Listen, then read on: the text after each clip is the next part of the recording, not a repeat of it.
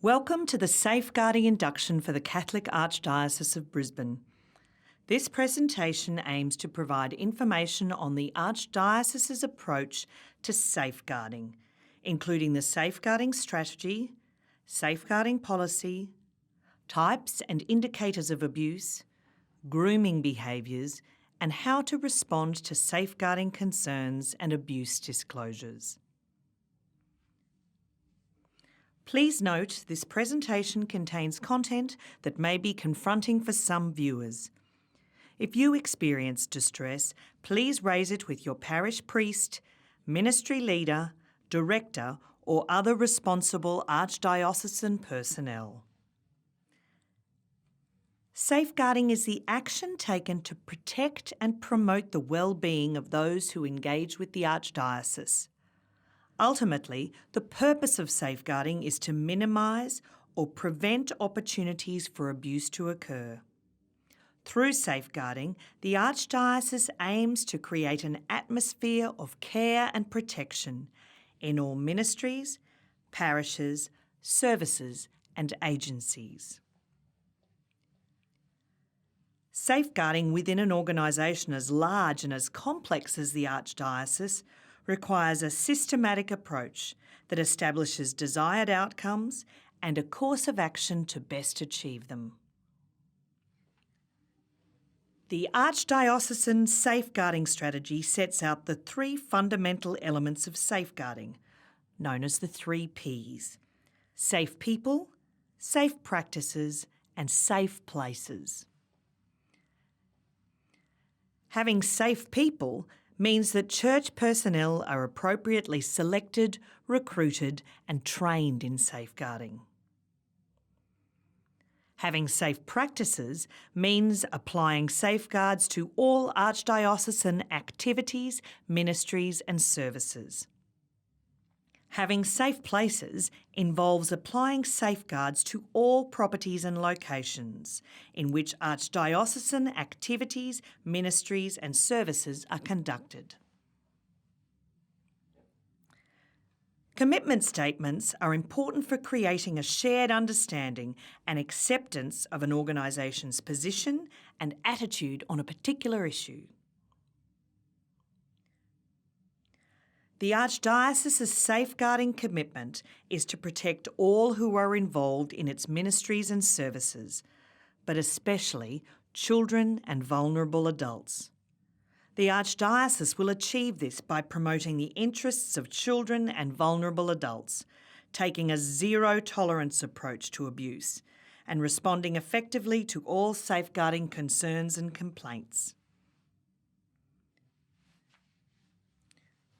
Duty of care is a legal concept that applies to everyone in the community, including those who work for the Church, whether in a religious, paid or voluntary capacity. A duty of care simply means having the responsibility to take reasonable action to prevent foreseeable risks of injury or harm. The Archdiocese can be liable when its personnel breach a duty of care. All personnel, including volunteers, need to consider their duty of care when working for the Archdiocese. The Archdiocesan Safeguarding Policy sets out how safeguarding is undertaken in the Archdiocese. The safeguarding policy applies to everyone who engages with the Archdiocese, but gives special emphasis to the protection and well-being of children and vulnerable adults. Children and vulnerable adults are a gift from God, with an intrinsic right to dignity of life, respect and protection from harm. Under the Archdiocesan Safeguarding Policy, a child is any person under 18 years of age. This, of course, includes teenagers and young people. Children are especially vulnerable to abuse. This is because they are highly dependent on adults for their care and supervision. They may be easily influenced by adults, particularly those perceived as being in positions of authority. They are generally very trusting, and their experiences in life are limited, making them especially naive. The United Nations Convention on the Rights of the Child provides a set of human rights for all children. As a signatory to the Convention, we must ensure these rights are afforded to each child within Australia, without discrimination of any kind. Children have the right to protection from abuse and neglect, protection from sexual abuse, privacy and freedom of thought, belief and religion. Under the safeguarding policy, a vulnerable adult is any person over 18 years of age who may have a reduced capacity to protect themselves from abuse or exploitation, or who is experiencing disadvantage. Some adults are especially vulnerable to abuse. Due to many different circumstances, any adult may become vulnerable at any time in their life. The vulnerability may be short-lived, temporary, or permanent. Circumstances which may render an adult vulnerable include advanced age, illness, disability, relationship difficulties, drug and alcohol dependency, language and literacy difficulties, financial hardship, homelessness, suffering grief, and refugee status. Anyone who is concerned about the safety or well-being of another person should seek assistance and raise their concerns as early as possible.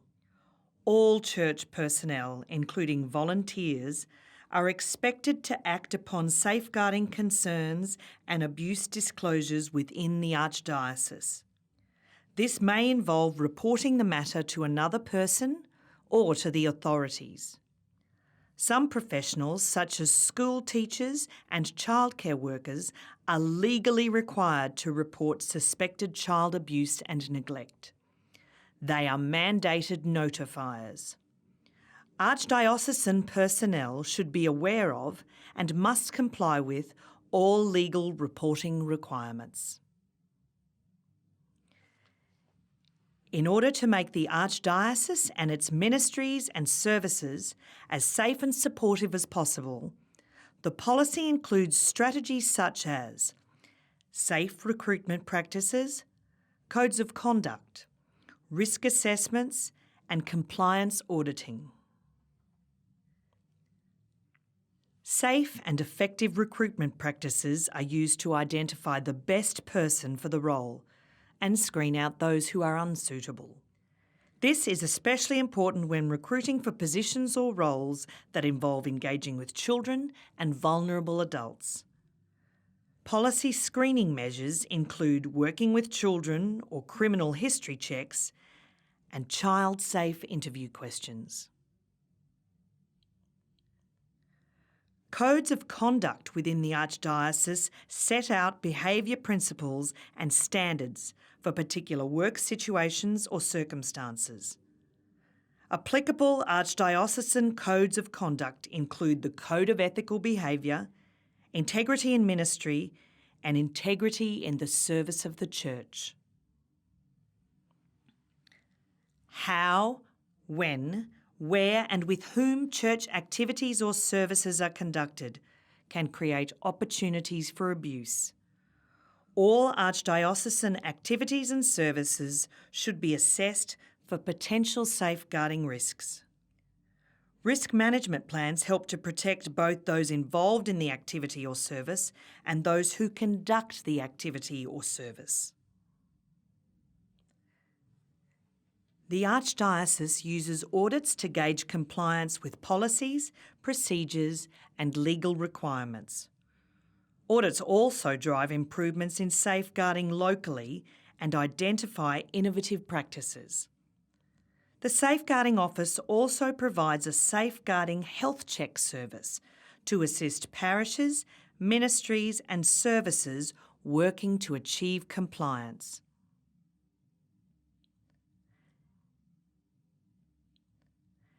In simple terms, abuse is the mistreatment of another person which causes that person harm.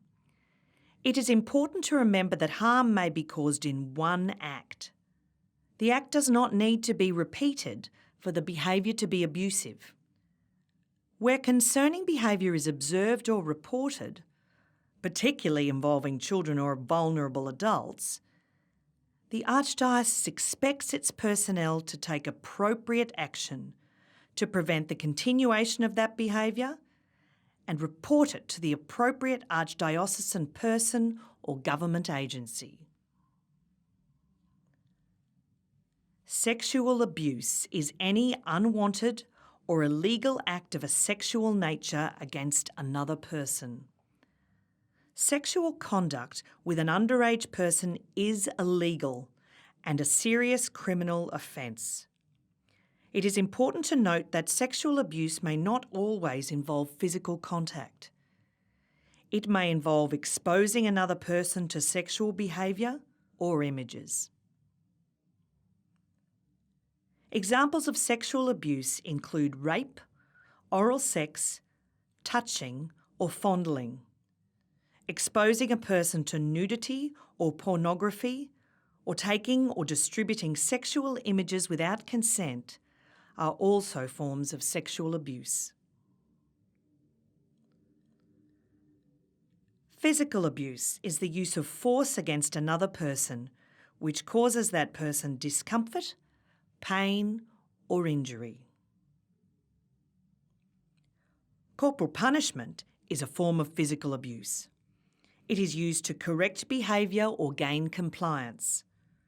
Corporal punishment usually involves applying physical force that causes a level of discomfort or pain, for example, slapping or smacking. The Archdiocese does not tolerate the use of corporal punishment. Other examples of physical abuse may include pinching, pushing, pulling hair, spraying with water, scalding, and forced feeding. Psychological abuse is the persistent emotional manipulation or neglect of another person that causes mental or emotional distress. Psychological abuse is often used to control another person. Examples of psychological abuse include threats of violence or abandonment, persistent criticism, or persistent emotional rejection. Research indicates that children who are exposed to family violence are at a greater risk of injury, psychological harm, and developmental difficulties. Exposure to family violence includes observing the violence, caring for a distressed parent, or maintaining secrecy about the violence. Spiritual abuse is the misuse of religious beliefs and practices to manipulate, exploit, or punish another person. Examples of spiritual abuse include threatening punishment by God, denying religious rights, distorting scripture for improper purposes, or withholding pastoral care and resources. Neglect is the failure to provide sufficient care to another person that causes harm to their health or development. Those who are dependent on others for their care may be particularly susceptible to neglect.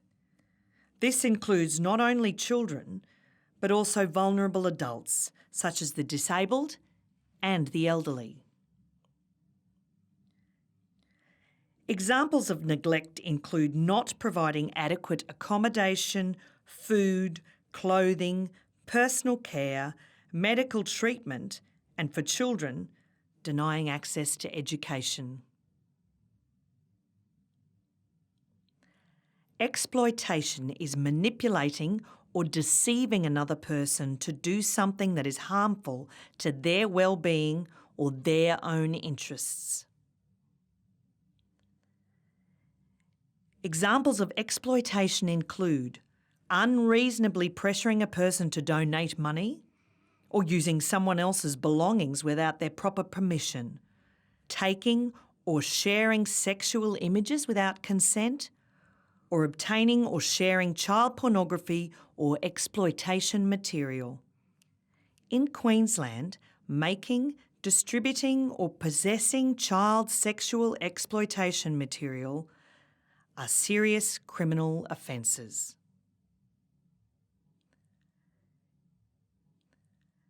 In cases of abuse, a perpetrator may give considerable time and effort to preparing a person and those around them. This behaviour is called grooming. Grooming is not obvious, but there are indicators that can identify this behaviour. Put simply, grooming is a deliberate practice of building a trust relationship with a person to create the opportunity for abuse. Grooming is likely to be disguised as a normal or legitimate activity to avoid suspicion and may involve gaining the trust of parents, carers or colleagues to lower their vigilance and safeguards. Perpetrators may also deliberately overstep personal boundaries to test the response of the person they are grooming and their guardians. Grooming may occur online or face-to-face.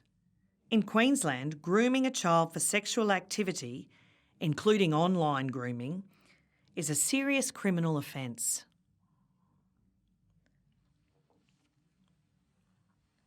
Some potential grooming behaviours may include repeated unnecessary touching, giving intimate gifts, sharing and keeping secrets, giving special or preferential treatment, forming special relationships, exposure to nudity or pornography, conducting secret communications, and finding reasons to be alone with a particular individual.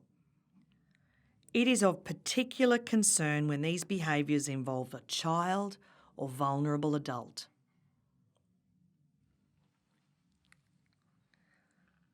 Working in the Archdiocese, whether in a religious vocation, as a paid employee, or as a volunteer, is a significant and important part of most people's lives. In undertaking this work, all personnel are entitled to feel comfortable and secure. Establishing and maintaining personal boundaries is essential to achieving this. People are more confident and effective when their personal boundaries are respected. Personal boundaries are the limits we set with others to indicate what's acceptable and unacceptable behaviour towards us. People have sexual, physical, emotional and spiritual boundaries that are unique to each individual. Importantly, personal boundaries bring people together in a respectful way and help maintain the integrity of relationships. It is possible that safeguarding concerns and abuse incidents may be disclosed to Archdiocesan personnel during the course of their employment or ministry. If a concern or disclosure does arise, it is vital that personnel respond appropriately and effectively. All Archdiocesan personnel, including volunteers, are expected to act upon safeguarding concerns and abuse disclosures. The initial response may be critical to preventing harm or to a person seeking assistance and healing. If a safeguarding concern or abuse disclosure arises, Archdiocesan personnel are encouraged to follow the 3 R's: respond, make a record, and refer the information. In initially responding to a concern or disclosure, Archdiocesan personnel are encouraged to be receptive, calm, and empathetic. If the concern is observed, personnel should address the conduct immediately. Personnel should make themselves available and listen sensitively when hearing someone's concern or disclosure, with an open mind and heart. It is important not to challenge what is disclosed or to defend those who may be accused of wrongdoing or misconduct. Making a report or disclosure is likely to be very challenging for the person reporting or disclosing. They may be emotional and distressed. It is important to acknowledge those feelings. Some helpful and sensitive responses include, "I appreciate this is difficult for you. Thank you for telling me, it's important. I'm sorry that happened to you." Or, "How can I help you?" Remember, you do not have to agree with someone's feelings, views, or statements to acknowledge their emotions openly and sensitively. Making a record of the report or disclosure is very important, particularly if what is disclosed is very serious or where immediate action is necessary. It is best to make a written record of what is reported or disclosed at the time, or as soon as possible after the event, while the details are best remembered. Personnel should detail the time, date, and place of the report or disclosure, what was reported or disclosed to them, the words or phrases used by the person making the report or disclosure, and their observations. Archdiocesan personnel must not attempt to investigate what was reported or disclosed. This is a task for the authorities or others in the Archdiocese. As soon as possible after receiving the report or disclosure, personnel should refer the information to the appropriate personnel within the Archdiocese. If someone's at risk or in danger, personnel should notify the appropriate authority immediately. Personnel should keep a copy of their record and note to who they referred it and when.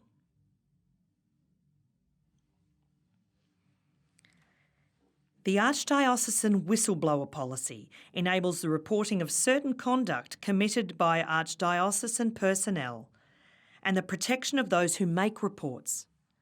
Under the policy, the Archdiocese will ensure that no adverse employment action will be taken against those who disclose reportable conduct in good faith.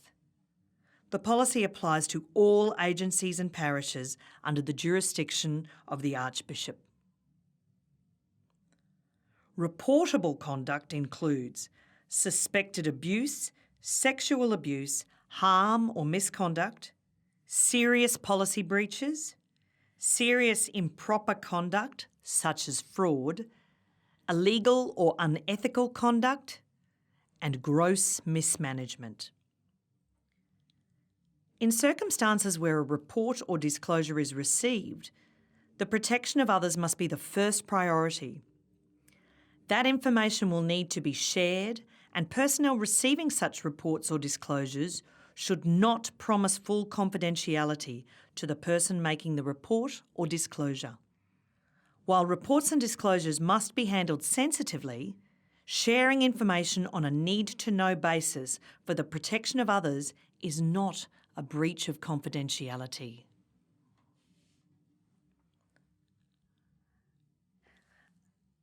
Archdiocesan personnel who encounter reportable conduct are encouraged to report the matter to the appropriate Archdiocesan personnel.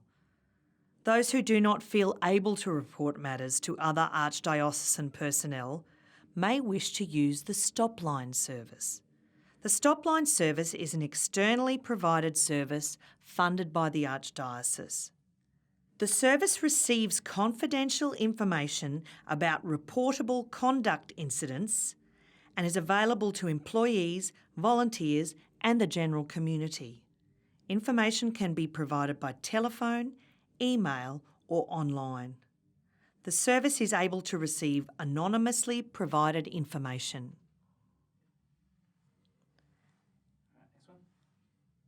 In addition to the Stop-Line service, Archdiocesan personnel are also encouraged to contact the Office for Safeguarding Services, Child Safety Services, or the Queensland Police Service.